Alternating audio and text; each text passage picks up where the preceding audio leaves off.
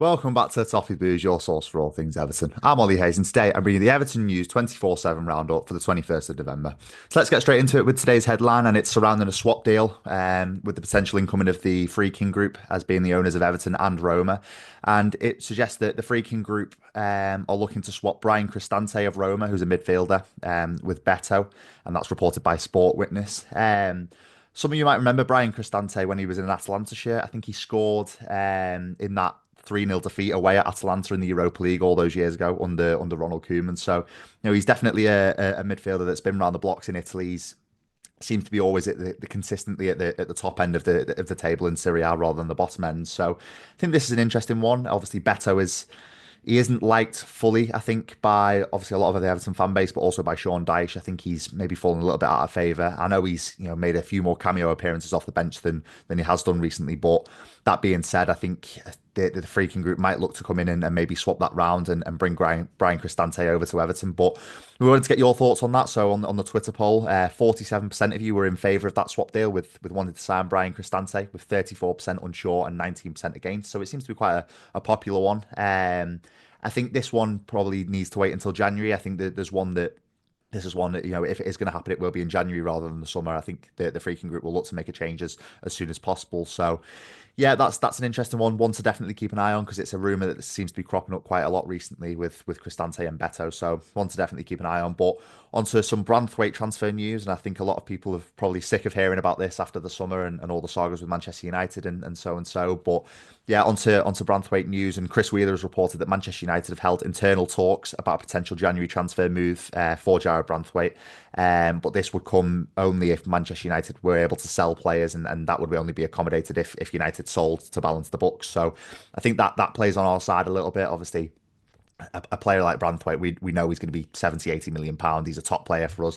I know it might seem he's fallen a little bit out of favour at Everton. I think a lot of people are looking at his situation saying, why the hell's he not playing? Why the hell's he not starting? But we know Jarrad Branthwaite's potential and we know what kind of player he is. So yeah, you're looking at 70, 80 million pounds. Our team's gonna pay that in January. I'm not so sure. So I think if we're looking at it, it's probably going to be more likely the summer. But Chris Wheeler does report that Manchester United have held initial internal talks about this, so we've just got to see how that one develops. And alongside this, Calcio Mercato have reported that Juventus are also interested in Jarrad Branthwaite and see a transfer for the centre back as inevitable, whether he goes to Juventus, Manchester United, or somewhere else.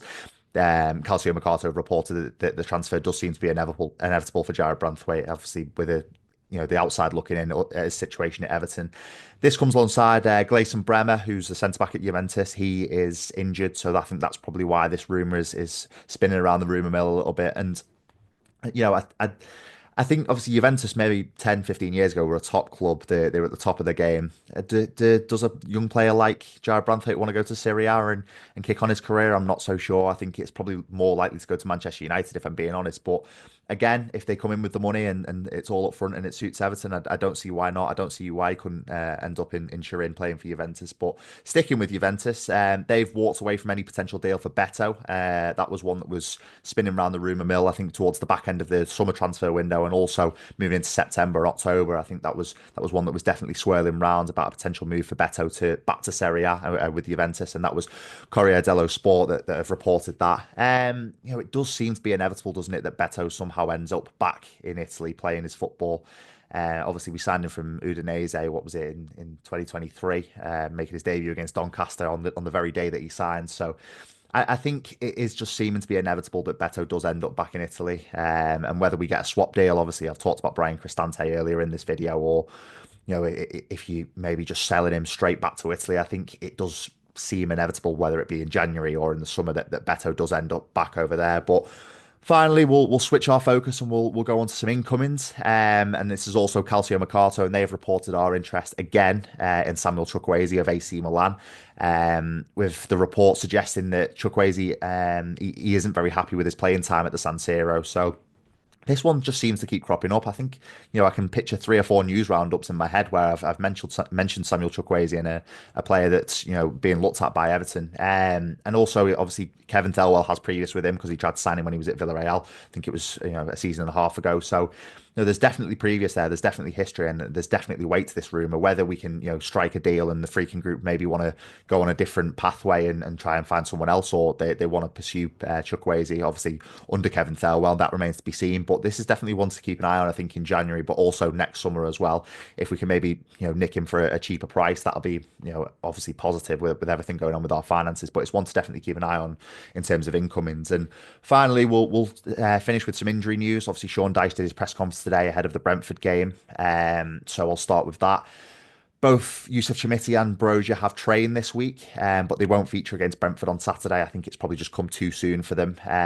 But it's good to see them back in training. It's good to see them working on their fitness, and it gives us, a world of options up front once them two are both fit. So I'm really looking forward to that. And also, James Garner, Seamus Coleman, and Tim Irabunam are all still out there, still nursing those longer term injuries.